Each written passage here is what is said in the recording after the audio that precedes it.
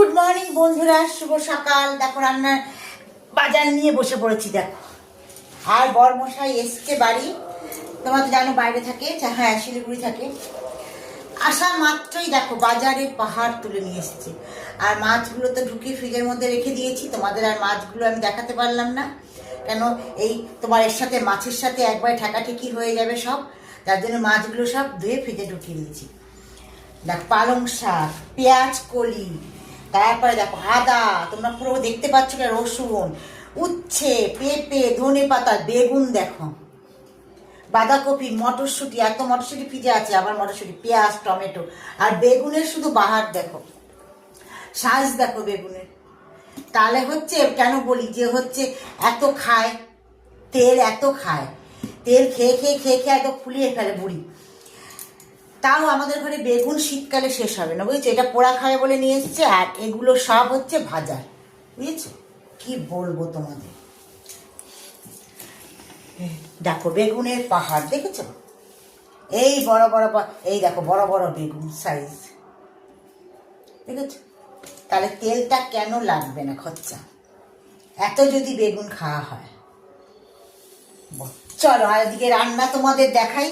নিচে বসে দেখালাম তোমাদের সবজিগুলো। এইরকম যখনই আসে, হ্যাঁ গাদা গাদা গাদা গাদা বাজার, অথচ রোজ বাজার যায়, তাও তোমার গাদা গাদা হচ্ছে বাজার করতে হবে। মানে এর বাজার করাটা একটা নেশা। আর বলবে কি শীতকালেই তো খাবো সবজি, গরমকালে আর কি খাবো? গরমকালে কি আর সবজি পাওয়া যায় ভালো? শীতেই তো খাবো, বুঝছ? ঠিক আছে বন্ধুরা, তোমাদের দেখালাম সবজি বাজার কি কি সবজি করে নিয়ে এসছে বরমশাই। মাছটা শুধু দেখাইনি। আর এখানে তোমার হচ্ছে ভাত বসিয়ে দিয়েছি, ভাত হয়ে এসছে। আর বরমশাই যে মাছ নিয়ে এসছে তার মধ্যে হচ্ছে একটা মাছ, এই কাতলা মাছ।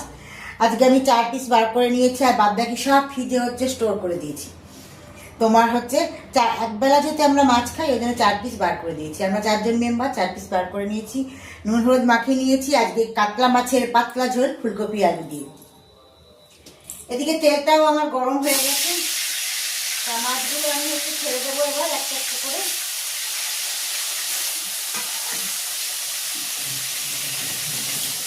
আর এদিকে দেখো ফুলকপি আলু টমেটো কেটে নিয়েছি মাছের পাতলা ঝোল করার জন্য। আর এর মধ্যে একটু নামানোর সময় ধনে পাতা দেবো। আর হবে এই যে মাছের তেল রয়েছে, এই তেলটা দিয়ে কি বলতো, পেঁয়াজ, কাঁচা লঙ্কা, একটু আদা কুচি, একটু রসুন কুচি দিয়ে, বেসন দিয়ে, চালের গুঁড়ি দিয়ে একদম মেখে রেখে